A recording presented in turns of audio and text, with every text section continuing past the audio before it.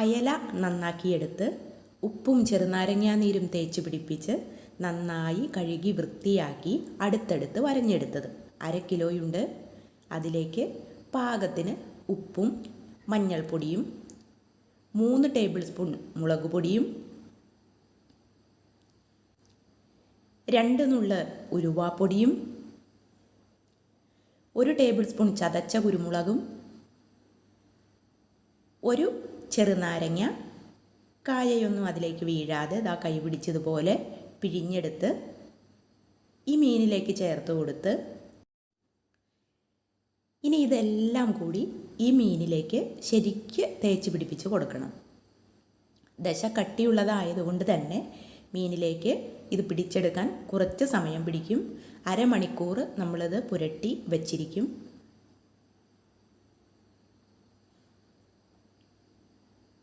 ഈ നാരങ്ങാനീരും എല്ലാം പൊടികളിൽ കുഴഞ്ഞ് മീനിനോട് ചേർന്ന് വരണം. ഇതിങ്ങനെ പുരട്ടി 1/2 മണിക്കൂർ ഫ്രിഡ്ജിൽ മാറ്റി വയ്ക്കുക. അതിനുശേഷം നമുക്ക് വറുത്തെടുക്കാം. അടുപ്പത്ത് പാത്രത്തിൽ പാകത്തിന് വെളിച്ചെണ്ണ ഒഴിച്ചു കൊടുത്ത്, വെളിച്ചെണ്ണ തന്നെ ഒഴിക്കണം. താടിയിൽ കറിവേപ്പില ഇങ്ങനെ നിരത്തി കൊടുത്ത് നമ്മൾ ആദ്യം പുരട്ടി വെച്ച അയലയൊക്കെ വറുത്തെടുക്കാൻ പോവാണ്. അതിൻ്റെ മുകളിലേക്ക് അയല ഓരോന്നായി എടുത്തു വെച്ച് കൊടുക്കുക. തിരിച്ചും മറിച്ചും ആണ് ഇട്ട് കൊടുക്കുന്നത്.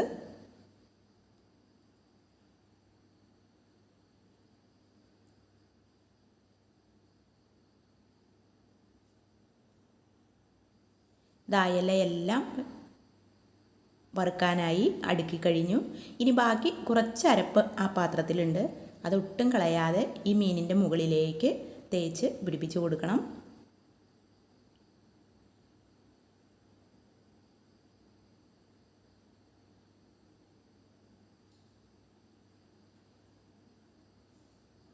അതവിടെ ഇരുന്ന് വെന്ത് വരട്ടെ. അയല ഒരുപാട് മൂപ്പിച്ച് വറുത്തിട്ടില്ല, എന്നാൽ ഉള്ളിൽ നന്നായിട്ട് വേവെത്തിയിട്ടുമുണ്ട്. ഇത് നല്ല കട്ടിയുള്ള മീനാണ്, ഉള്ളിലേക്ക് വേവെത്തണം. വറുത്ത മീനെ ഒരു പാത്രത്തിലേക്ക് മാറ്റി വയ്ക്കാം. ഇപ്പോൾ ഈ കറിവേപ്പില തണ്ടൊക്കെ ഇതിൽ നിന്ന് മാറ്റിക്കളയാം. ഇതിൻ്റെ ഫ്ലേവറൊക്കെ മീനിലേക്ക് ഇറങ്ങിയിട്ടുണ്ടാകും. കറിവേപ്പില അടിയിൽ നിരത്തി വറക്കുന്ന മീൻ ഒരു പ്രത്യേക ടേസ്റ്റ് തന്നെയാണ്. ഇനി ആ വെളിച്ചെണ്ണയിലേക്ക് തന്നെ 2 പിടി കൊച്ചുള്ളിയും 4 പച്ചമുളകും കൂടി ചോപ്പ് ചെയ്തത് ചേർത്ത് കൊടുത്ത് വഴറ്റുന്നതാണിത്. പാകത്തിന് മസാലയ്ക്ക് പാകത്തിന് വേണ്ട ഉപ്പ്,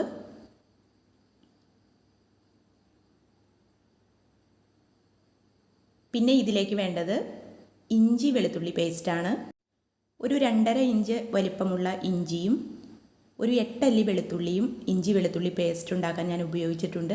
ഇതിൻ്റെ പകുതി വേണമെങ്കിൽ മീനിൽ പുരട്ടി വറുത്തെടുക്കാവുന്നതുമാണ്.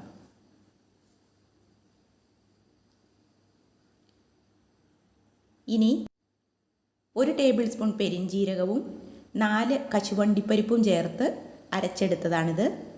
ഇതും കൂടിയിട്ട് വഴറ്റിയെടുക്കുക. ഒരു കുടംപുളി ചെറുതാക്കി നുറുക്കി ഞാൻ ചേർത്ത് കൊടുക്കുന്നുണ്ട്.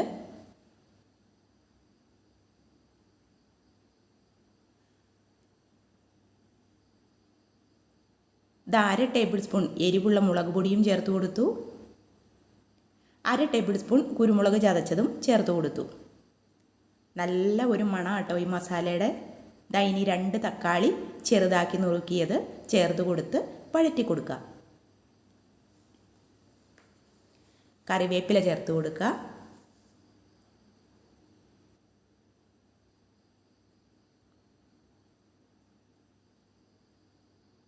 തക്കാളി നന്നായിട്ട് വഴന്നു വരണം. എങ്കിലാണ് നമുക്ക് ഗ്രേവിക്ക് നല്ല രുചി കിട്ടുള്ളൂ.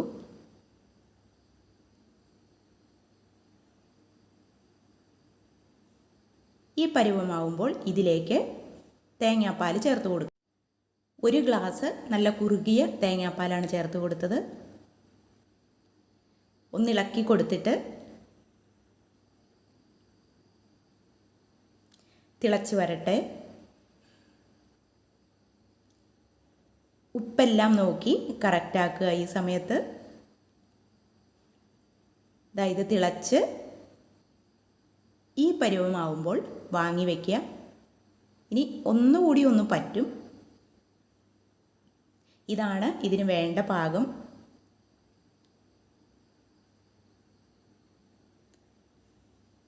നല്ല വാഴയില വാട്ടിയെടുത്ത് ഇനി നമ്മൾ മീൻ പൊള്ളിച്ചെടുക്കാൻ പോവുകയാണ്. ഒരു കറിവേപ്പില വെച്ച് കൊടുത്തു. ഈ മസാല അടിയിൽ നിരത്തി കൊടുത്തു. ആ കുടംപുളിയുടെ കഷ്ണങ്ങൾ ഞാൻ ഗ്രേവിയിൽ നിന്ന് എടുത്ത് മാറ്റിയിരുന്നു. പാകത്തിന് പുളിയൊക്കെ ചെന്നിട്ടുണ്ടാകും.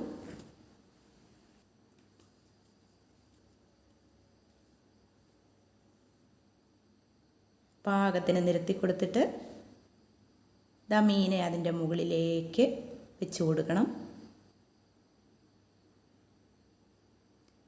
ഇനി ഈ മസാല വെച്ച് മീനെ നന്നായിട്ട് പൊതിഞ്ഞെടുക്കണം.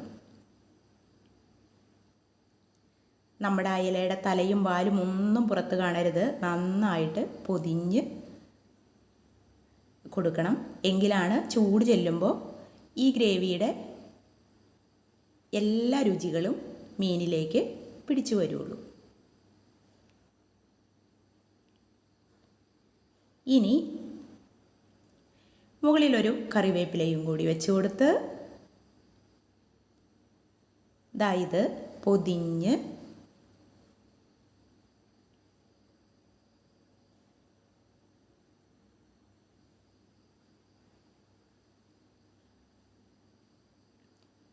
ഒരിലയും കൂടി അടുത്ത് വെക്കണം. അതിലും കൂടി പൊതിഞ്ഞെടുക്കണം. ഇല്ലെങ്കിൽ എങ്ങാനും പൊട്ടിയാൽ ഗ്രേവി പുറത്തു പോവും. വേറൊരു വാഴയിലയിലും കൂടി പൊതിഞ്ഞ് വാഴവള്ളി കൊണ്ട് കെട്ടിവെക്കുക. അങ്ങനെ എല്ലാ മീനും മസാല അടിയിൽ നിരത്തി കറിവേപ്പിലയൊക്കെ വെച്ച് ഇതുപോലെ കെട്ടി തയ്യാറാക്കി എടുക്കണം. എല്ലാം ഇതുപോലെ പൊതിഞ്ഞ് കെട്ടി ഭദ്രമാക്കിയെടുത്തു. ഒരു ടേബിൾ സ്പൂൺ വെളിച്ചെണ്ണ ഒഴിച്ച് ചൂടാവുമ്പോൾ ഈ പൊതി ഓരോന്നായിട്ട് വെച്ച് കൊടുക്കണം. ചെറിയ തീയിൽ ഒരു 5-8 മിനിറ്റ് ഓരോ വശവും മറിച്ച് വെച്ച് പൊള്ളിച്ചെടുക്കണം. ഈ മസാലയെല്ലാം നമ്മുടെ വറുത്ത മീനിലേക്ക് പിടിക്കാനുള്ള സമയം നമുക്ക് കൊടുക്കണം. അതിനാണ് ഇത്രയും നേരം പൊള്ളിച്ചെടുക്കുന്നത്.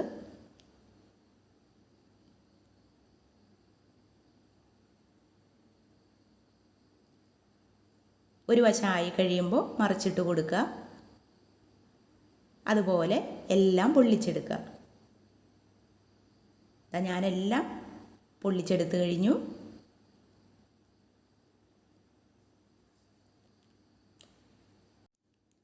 ഇനിയൊന്ന് ടേസ്റ്റ് ചെയ്ത് നോക്കണം. അതിന് ഞാനൊരു പൊതി തുറക്കുകയാണ്.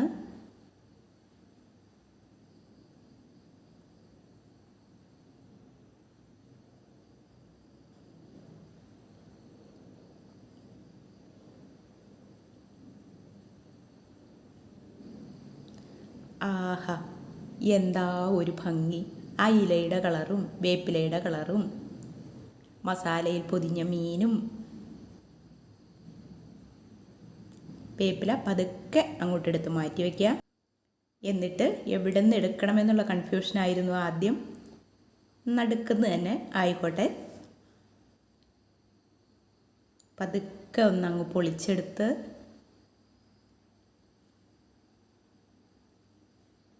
ആ ഗ്രേവിയിലൊന്ന് പതുക്കെ ഒന്ന് മുക്കിയിട്ട് ബാക്കി ഞാൻ പറയാതെ വിടുകയാണ്. നിങ്ങൾ ഉണ്ടാക്കി തന്നെ നോക്കണം. വീണ്ടും കാണാം. Thank you.